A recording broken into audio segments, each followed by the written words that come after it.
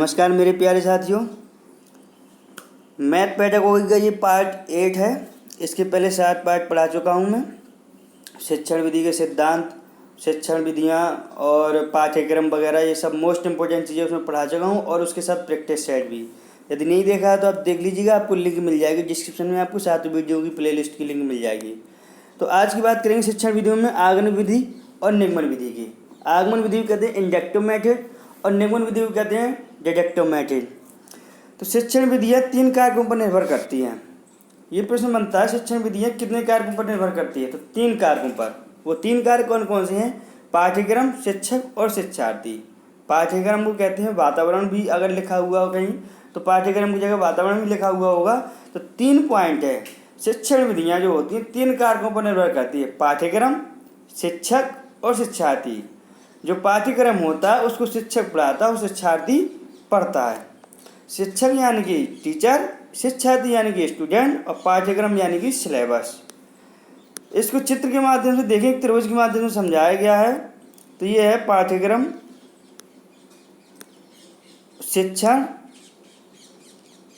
ये पाठ्यक्रम है ऊपर, और शिक्षक और शिक्षार्थी, इन तीनों से मिलकर बनता है पाठ्यक्रम। ठीक है। शिक्षण विधियों का उद्देश्य, शिक्षण विधियों का शिक्षा के उद्देश्यों से घनिष्ठ संबंध है। प्रश्न बन जाएगा ऑब्जेक्टिव में, शिक्षण विधियों का संबंध है घनिष्ठ, बेकार या दोनों या इनमें से कोई नहीं। उत्तर होगा घनिष्ठ संबंध। शिक्षण विधियों का उद्देश्य शिक्षक और शिक्षार्थी के आपसी संबंध में सजीवता लाना है। अब बात करेंगे आगमन विधि की। आगमन विधि को कहते हैं इंडक्टिव मेथड। शॉर्ट में याद रखिए, आगमन विधि की जस्ट उल्टी होती है निगमन विधि। आगमन विधि की जस्ट उल्टी होती है निगमन विधि। आगमन विधि के जो नियम होंगे, जो फायदे होंगे, जो घाटे होंगे, वो जस्ट इसके निगमन विधि के उल्टे होंगे। अब आगमन विधि किसे कहते हैं? आगमन विधि वह विधि है जिसमें पहले उदाहरण दिया जाता है और फिर नियम बताया जाता है। जैसे हमें शाहजहाँ के बारे में बताना है तो हम शाहजहाँ के बारे में डायरेक्ट ना बताकर उसने क्या बनवाया था, उसने ताजमहल बनवाया था और कहाँ बनवाया था, कैसे बनवाया था, उसके बारे में बताएंगे। उसके बाद फिर हम शाहजहाँ का जीवन चरित्र उससे जोड़ के बता सकते हैं। तो ये कहलाती है आगमन विधि। फिर यानी पहले उदाहरण फिर नियम। ठीक है। जैसे गणित में पढ़ाना है बच्चे को, तो गणित में खेल के जरिए, खेल विधि के द्वारा पहले हम उसको उदाहरण बता सकते हैं, सजीव वस्तुएं दिखा सकते हैं और फिर उसको नियम बता सकते हैं कि 1 में 1 जोड़ेंगे तो कितना होगा। ठीक है। पहले वस्तुओं को जोड़ के दिखाएंगे कि 2 वस्तुएं हो गई, फिर 1 को 1 अंकों से जोड़ के बताएंगे। इस तरीके से इसमें निम्न सूत्रों का प्रयोग किया जाता है। 3 मुख्य प्रकार से इसमें सूत्र होते हैं जो प्रयोग किए जाते हैं। यहीं से प्रश्न बनता है, विशिष्ट से सामान्य की ओर, स्थूल से सूक्ष्म की ओर और ज्ञात से अज्ञात की ओर। यानी कि विशिष्ट वस्तु से सामान्य की ओर जाएंगे, स्थूल वस्तु से सूक्ष्म वस्तु की ओर, कोई बड़ी वस्तु के बारे में बात करेंगे और फिर छोटी छोटी वस्तुओं को चर्चा करेंगे। यानी कि जैसे कि हम पहले पेड़ की बात बताएंगे, जैसे आम का पेड़ है तो बच्चे कहेंगे ये आम का पेड़ है। फिर आम के पेड़ के बारे में बताएंगे कि इसका फल कैसा होता है, आम के पेड़ कितने प्रकार के होते हैं, जड़, पत्ती, फूल, इन सब के बारे में, इनके भाग के बारे में बताएंगे। तो ये कहलाता है स्थूल से सूक्ष्म की ओर और ज्ञात से अज्ञात की ओर। जैसे मैंने उदाहरण दिया कि पहले जो है ताजमहल बता दिया तो ये ज्ञात चीज़ हो गई। अब अज्ञात चीज़ शाहजहाँ के बारे में हम बताएंगे, तो ये ज्ञात से अज्ञात की ओर हो गया। इस विधि के 4 चरण हैं। 4 चरण हैं: उदाहरण प्रस्तुत करना, उदाहरणों का अवलोकन कर परिणाम निकालना, सिद्धांतों का निर्माण करना, उदाहरणों द्वारा सिद्धांतों की पुष्टि करना। देखिए दोस्तों, ये आपको 4 चरण क्रम से याद रखने पड़ेंगे, क्योंकि प्रश्न बन जाता है कि इनका क्रम क्या है। तो उल्टा सीधा क्रम दे देगा, आपको व्यवस्थित क्रम का ऑब्जेक्ट चुनना पड़ेगा। तो आपका पहला है, सबसे पहले इस विधि में उदाहरण प्रस्तुत किया जाता है। आगमन विधि सबसे पहले याद रखना है कि उदाहरण दिया जाता है फिर नियम। तो सबसे पहला चरण आएगा कि पहले उदाहरण प्रस्तुत करेंगे, बच्चे को उदाहरण बताएंगे, फिर उसका अवलोकन करेंगे और परिणाम निकालेंगे कि बच्चे को ये उदाहरण समझ में आया कि नहीं आया। तो ये अवलोकन हो गया। फिर उसके सिद्धांतों का निर्माण करेंगे। ठीक है। फिर उदाहरणों द्वारा सिद्धांतों की पुष्टि करेंगे, फिर दोबारा से उदाहरण देंगे और इस सिद्धांत की पुष्टि कर देंगे। अब इसके फायदे और इसके दोष, इस विधि के लाभ क्या हैं, इस विधि के दोष क्या हैं। तो देखिए, विद्यार्थी स्वयं नियमों की खोज करता है जिससे उसका ज्ञान स्थायी बन जाता है। ये आगमन विधि का फायदा है। नुकसान क्या है?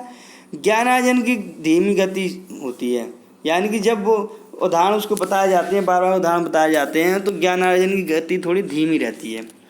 विद्यार्थियों में आत्मनिर्भर एवं आत्मविश्वास की वृद्धि होती है। जब बच्चे को उदाहरण बताया जाता है तो अपने आप वो सोचता है, ठीक है, और विषय रुचिकर बन जाता है जब उदाहरण के द्वारा बताया जाता है, और अनुसंधान को बढ़ावा मिलता है। अब इसके नुकसान क्या क्या हैं? ज्ञान अर्जन की धीमी गति से होता है, समय अधिक लगता है इसमें, और पाठ्यक्रम कभी कभी पूरा नहीं हो पाता है। जब हम उदाहरण ज़्यादा देते हैं, ज़्यादा समझाते हैं, तो हो सकता है पाठ्यक्रम भी पूरा ना हो पाए। हमें 1 दिन में 2 दिन में एक चैप्टर ख़त्म करना है तो 5-5 6-6 दिन भी लग जाए। तो इस तरीके से ये इसके नुकसान है। तो प्रश्न बन जाएगा कि आगमन विधि का दोष क्या है? तो एक विकल्प दिया होगा पाठ्यक्रम पूरा नहीं होता, और 3 अदर विकल्प दिए होंगे। तो अब आपको जब याद होगा तो आप विकल्प में टिक लगा देंगे, पाठ्यक्रम पूरा नहीं हो पाता है। अब इस विधि के उपयोग क्या क्या हैं? इस विधि का उपयोग कहाँ कहाँ किया जाता है? किस विधि का? आगमन विधि का। रेखा गणित के शिक्षण में आगमन विधि का प्रयोग किया जाता है। सबसे पहला पॉइंट, आयत का परिमाप, क्षेत्रफल ज्ञात करने के लिए सूत्र की स्थापना करना। जैसे हमें बच्चे को आयत के बारे में बताना है तो हम जंगली खिड़की की आकृति दिखा करके फिर आयत की आकृति समझा सकते हैं, ठीक है। परिमाप उसका बता सकते हैं कि चारों तरफ की चारों भुजाओं की माप होती है वो परिमाप कहलाता है। परि मीन्स चारों, माप मीन्स माप, चारों ओर की जो माप होती है वो परिमाप कहलाती है, ठीक है। परिमाप, अगर त्रिभुज का परिमाप निकालना तो तीनों भुजाओं का योग, चतुर्भुज का परिमाप निकालना तो चारों भुजाओं का योग, पंचभुज का परिमाप निकालना तो 5 भुजाओं का योग, यानी कि जितनी भुजाएं उन भुजाओं का योग कर देते हैं तो वो परिमाप कहलाता है। इसमें कोई सूत्र की ज़रूरत नहीं होती है वैसे, लेकिन हम सूत्र की स्थापना कर सकते हैं। बीजगणित की सूत्र की स्थापना कर सकते हैं। तो देखिए, रेखा गणित में, क्षेत्रफल और आयत में, और बीजगणित के सूत्र में इस विधि का उपयोग किया जाता है।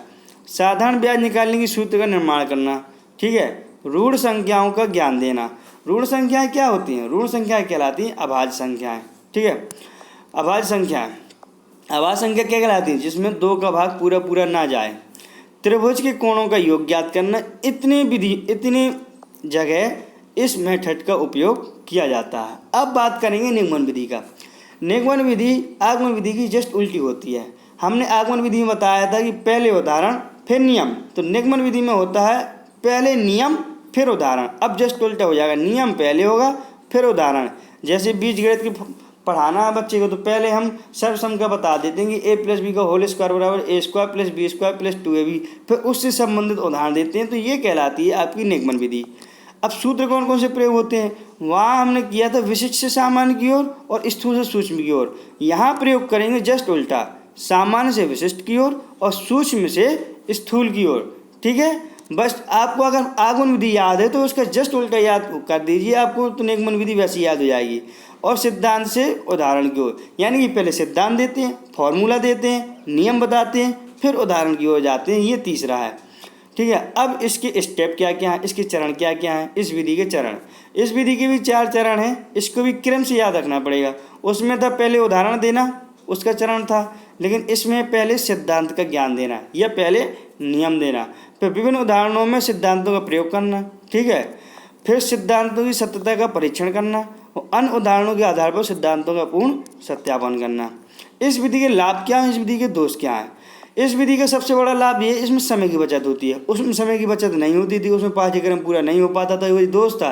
लेकिन ये इसका फायदा है, विद्यार्थी की स्मरण शक्ति का विकास होता है, इसमें रटंती विद्या ज़्यादा होती है, ठीक है। और इसके दोष क्या क्या है? प्राथमिक स्तर पर यह विधि उपयुक्त नहीं है। तो प्राथमिक स्तर पर यह विधि बिल्कुल भी उपयुक्त नहीं है, ठीक है। नियम हम बच्चों को बता नहीं सकते, क्योंकि एनसीईआरटी 2005 किस चीज़ की वकालत करता है कि बच्चों को खेल खेल में पर्यावरण से जोड़ के, ठीक है, पढ़ाया जाए, उदाहरण के द्वारा पढ़ाया जाए। यह एक लंबी प्रक्रिया है, ये इसका दोष है। गणित की संपूर्ण विषय वस्तु नहीं पढ़ाई जा सकती है, ठीक है।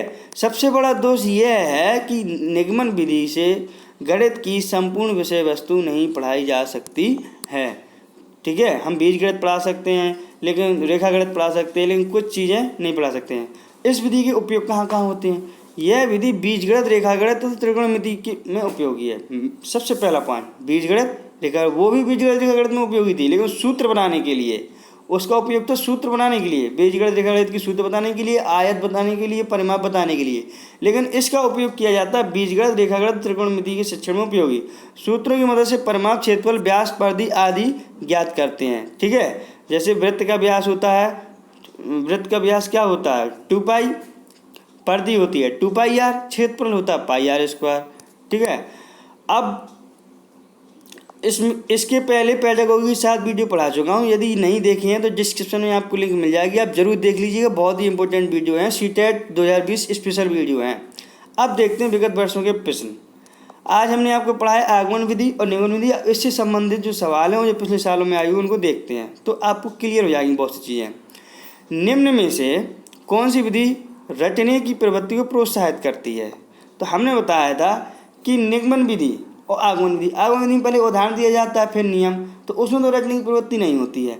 लेकिन निगमन विधि में पहले नियम दिया जाता है, इसीलिए इसमें रटने की प्रवृत्ति होती है। तो विकल्प हो जाएगा ए, निगमन विधि। निगमन विधि में रटने की प्रवृत्ति को प्रोत्साहित करती है। प्रश्न 2 है, कई बार बच्चों को सवाल समझ में नहीं आता परंतु बच्चे शिक्षक से पूछते नहीं हैं, यह दर्शाता है। ठीक है, कई बच्चे ऐसे होते हैं सवाल नहीं समझ में आए लेकिन वो शिक्षक से पूछते भी नहीं है। क्यों नहीं पूछते हैं? इसका क्या कारण है? बच्चों को गणित से भय लगता है, बच्चों को गणित में आनंद नहीं आता है, शिक्षक का व्यवहार मित्रवत नहीं है, या बच्चे अपनी बेइज्जती महसूस करते हैं। तो देखिए, बेइज्जती तो 6 से आज के बच्चे महसूस करने लगते हैं, क्योंकि वो किशोरावस्था में, बाल्यावस्था में किशोरावस्था में पहुंच जाते हैं।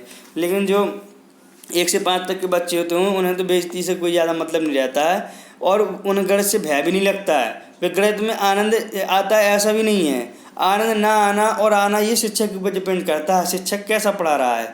ठीक है, तो इसका उत्तर हो जाएगा शिक्षक का व्यवहार मित्रवत नहीं है। ठीक, ये इसका हो जाएगा उत्तर। पाइथागोरस प्रमेय। पाइथागोरस प्रमेय आप जानते हैं, कर्ण स्क्वायर बराबर लंब स्क्वायर प्लस आधार स्क्वायर, इसे कहते हैं पाइथागोरस प्रमेय। पाइथागोरस प्रमेय को सिखाने के लिए एक शिक्षक ने एक शीट वितरित की, ठीक, जिस पर समकोण वाले त्रिभुजों को खींचा गया। समकोण त्रिभुज 90 अंश का होता है। कैसे होता है? समकोण त्रिभुज ये होता है समकोण त्रिभुज। ठीक है, ये इसमें ये होती है कर्ण, ये वाली भुजा, ये लंबी भुजा सीधी जो होती है लंब, और जो लेटी हुई भुजा होती है वो कहलाती है आधार। फॉर्मूला बनता है कर्ण स्क्वायर बराबर लंब स्क्वायर प्लस आधार स्क्वायर। ठीक है, तो एक शीट मान लीजिए जिसमें समकोण का चित्र बना था, समकोण त्रिभुज का, और बच्चे को त्रिभुज की भुजाओं के बीच संबंध होने के लिए कहा जाता है। भुजाओं के बीच संबंध क्या है ये बताने के लिए कहा जाता है। तो उपरोक्त परिस्थिति में शिक्षक ने क्या प्रयोग किया, समझिए गौर से। शिक्षक ने एक शीट बांटी जिसमें समकोण चित्र बना था, उसको पाइथागोरस प्रमेय समझानी थी, पाइथागोरस का सूत्र बताना था। तो उसने पहले शीट से समकोण के चित्र बांटी है, समकोण त्रिभुज के। तो यानी कि पहले उसने उदाहरण प्रस्तुत कर दिया। तो ये काय का नियम कहलाएगा? बताइए, काय का कहलाएगा? ये आगमन विधि का कहलाएगा, क्योंकि पहले उदाहरण और फिर नियम। अब है अंकगणित की 4 मूलभूत संक्रियाएं हैं। क्या क्या है? योग, भाग, परिवार, क्षेत्रफल ज्ञात करना, परिकलन, संगणना, रचना करना और समीकरण बताना, योग, गुणा, भिन्न, दशमलव में बदलना और सम आकृतियों की रचना करना, या योग, घटाव, गुणा और भाग। तो देखिए, गणित की जो 4 मुख्य संक्रियाएं हैं वो है सबसे पहले योग, फिर घटाव, फिर गुणा और भाग। ये हैं 4 मुख्य संक्रियाएं। तो उत्तर विकल्प हो जाएगा डी। 4 मुख्य संक्रियाएं कौन कौन सी हैं? योग, घटाव, गुणा और भाग। इन 4 संक्रियाओं के द्वारा ही गणित आगे बढ़ती है, तो ये मुख्य संक्रियाएं कहलाती हैं। अब यदि किसी बच्चे को दशमलव के बारे में पढ़ाना हो तो उसको किस चीज़ का ज्ञान होना चाहिए? तो उसे स्थानीय मान का ज्ञान होना चाहिए। जब तक उसे स्थानीय मान का ज्ञान ना हो तब तक उसे दशमलव संख्याएं नहीं पढ़ा सकते हैं। ठीक है, तो ऐसा कहीं प्रश्न मिल जाए कि बच्चे को दशमलव संख्या पढ़ाने के लिए काय का ज्ञान आवश्यक है, तो दशमलव संख्या, तो संख्या पद्धति में जो है स्थानीय मान का ज्ञान होना आवश्यक है। अब है एक अच्छे गणितज्ञ होने के लिए जरूरी होता है। एक अच्छे गणितज्ञ होने के लिए क्या जरूरी होता है? यदि आप एक अच्छे गणितज्ञ बनना चाहते हैं तो आपके अंदर कौन सा गुण होना चाहिए? सवालों को उत्तर देने की तकनीक में निपुणता, अधिकतर सूत्रों को याद करना, बहुत जल्दी सवालों को हल करना, सभी अवधारणाओं को समझना, लागू करना, उन पर संबंध बनाना। तो उत्तर यही वाला हो जाएगा। दोस्तों, आपको पॉजिटिव, जो सबसे पॉजिटिव आंसर हो वही लगाना, ये हमेशा ध्यान रखना है। तो सभी अवधारणा को समझना, फिर लागू करना और उनको संबंध बनाना, यही है उत्तर। तो अच्छे गणितज्ञ होने के लिए ये जरूरी है। गणित शिक्षण की आगमन विधि का सिद्धांत है। तो बताइए, ज्ञात से अज्ञात की ओर, अज्ञात से ज्ञात की ओर, सामान्य से विशिष्ट की ओर, विशिष्ट से सामान्य की ओर। तो याद रखिए, आगमन विधि में पहले उदाहरण दिया जाता है। ठीक है, तो आगमन विधि में जब कोई आगमन विधि में उदाहरण देते हैं तो कोई ज्ञात उदाहरण होता है, तो यानी कि ज्ञात से अज्ञात की ओर। ठीक है, अब अज्ञात से ज्ञात की ओर या सामान्य से विशिष्ट की ओर। तो इसमें आपका जो विकल्प है वो सी वाला हो जाएगा, सामान्य से विशिष्ट की ओर। मुझे लगता है ये विकल्प थोड़ा गलत है। सामान्य से विशिष्ट की ओर नहीं, विशिष्ट सामान्य की ओर होता है आगमन विधि का, और ज्ञात से अज्ञात की ओर होता है, तो इसका विकल्प ए वाला हो जाएगा। ठीक, यहाँ पर आप ए लिख लीजिए। अब नियम से उदाहरण की ओर किस शिक्षण विधि से संबंधित है? तो पहले नियम फिर उदाहरण, तो वो है आपकी निगमन विधि। इसमें विकल्प हो जाएगा डी। अब है 8वां प्रश्न, निम्नांकित में से आगमन विधि का सही क्रम चुनिए। हमने बताया था कि आपको स्टेप पूरे क्रम से याद होंगे तभी आप इसको चुन पाएंगे। तो पहला है सामान्यीकरण, दूसरा अवलोकन, उदाहरणों का पुष्टिकरण करना, परीक्षण एवं जांच। ठीक है, तो अब ये आगमन विधि के स्टेप हैं। तो सबसे पहले स्टेप होता है उदाहरणों को प्रस्तुत करना। ठीक है, इसके बाद होता है अवलोकन करना। तो देखिए इसमें विकल्प आपको हो जाएगा ए वाला, ए वाला विकल्प हो जाएगा। ए में है फर्स्ट, सेकंड, थर्ड और फोर्थ। ठीक है, तो सामान्यीकरण करना, अवलोकन करना, उदाहरणों को प्रस्तुत करना और परीक्षण करना। क्या ये विकल्प सही है? बताइए। ये विकल्प बिल्कुल भी सही नहीं है। आपका विकल्प पहले तो आपका आएगा, आप देखिए ऊपर जाइए और बताइए इसका विकल्प कौन सा सही होगा। इसका विकल्प ए सही नहीं होगा। आप मुझे कमेंट बॉक्स में उत्तर देके बताइए कि इसका विकल्प कौन सा सही होगा। ये प्रश्न मैं आपके लिए छोड़ता हूँ क्योंकि ये मैं आपको ऊपर पढ़ा चुका हूँ। एक 9वां प्रश्न है, कक्षा में गणित अध्यापक द्वारा शिक्षार्थियों के साथ एक अच्छा संबंध विकसित करने के लिए उसे चाहिए, क्या चाहिए? कि सभी के साथ मित्रतापूर्ण व्यवहार करे, अच्छी बात करे, बच्चे से प्यार करे, व्यक्ति का ध्यान दे। तो अच्छे संबंध बनाने के लिए सभी के साथ मित्रतापूर्ण व्यवहार करे। ठीक है, कौन सा कार्य अध्यापक से संबंधित नहीं है? इसका उत्तर भी आप मुझे कमेंट बॉक्स में दीजिए। ये पहली वीडियो में मैं आपको पढ़ा चुका हूँ। यानी कि शिक्षक से संबंधित कौन सा कार्य नहीं है? योजना बनाना, मार्गदर्शन करना, शिक्षण या बजट बनाना। तो देखिए योजना बनाना, मार्गदर्शन करना, शिक्षण बनाना, ये तीनों कार्य शायद शिक्षक के हैं। तो आप बताइए इन चारों में से कौन सा विकल्प सही है? ठीक है दोस्तों, इस सवाल का वीडियो में बता चुका हूँ पहले, और देखते किसको याद है। तो इसका कमेंट बॉक्स में मुझे दीजिए फटाफट से जवाब। और अगली वीडियो पार्ट 9 में विश्लेषण और संश्लेषण विधि के बारे में चर्चा करेंगे। और आपसे अनुरोध है कि सभी दोस्तों के साथ इस वीडियो को ज़रूर से ज़रूर शेयर करें। ठीक है, मैं आप लोगों की मेहनत कर रहा हूँ, तो थोड़ा सा आप मुझे सपोर्ट कीजिए, ये मैं आपसे चाहता हूँ। और कुछ नहीं करना है आपको, बस यदि नहीं है तो सब्सक्राइब कर लीजिए और अपने दोस्तों के साथ शेयर कीजिए। और मुझे आपसे कुछ नहीं चाहिए, बस आप पढ़ते रहिए, आपका सीटेट बहुत अच्छा हो, यही मैं आपसे भगवान से आपके लिए कामना करता हूँ। नमस्कार साथियों, जय हिंद, मिलते हैं अगली वीडियो में।